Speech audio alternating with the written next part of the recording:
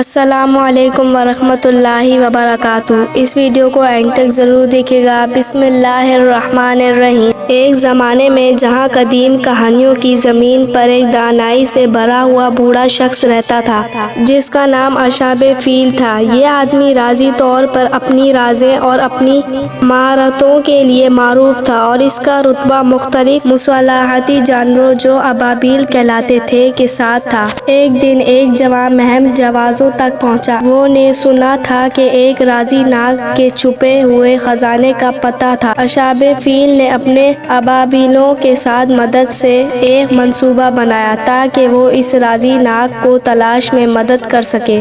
चांदनी रातों में अशाबे फील और जवान महम जहाँ भर कर एक जंगल में चला गया। रास्ते में इन्हें चैलेंजर्स और जानवरों का सामना हुआ, मगर अबाबील हमेशा उनके साथ थे, उनका रास्ता साफ कर देते हैं। जब वो राजी नाग के खजाने के मख्फी गहराई तक पहुँचे, अबाबील चक्कर खाते हुए ताजुब हुआ कि नाग खौफनाक नहीं है के रूप में जाहिर हुआ। ये गुफ्तगू की गई खजाने की एक कदीम इल्म-हाफिज है जो सही तरीके से इस्तेमाल होने पर ज़मीन को अमर और खुशी दे सकता है। अशाबे फील जहम नोम शुक्रिया अदा करते हुए नाग ने उनको खजाने का एक हिस्सा लेने की इजाज़त दी। जब वो घड़ा छोड़ते हैं, अबाबील उनके सर पर उड़ते हुए चमकते परिंदों की तरह थे। अब महम जान का भरा इल्म और जद्दोजहद के नए फहम के साथ अशाबे फील और जवान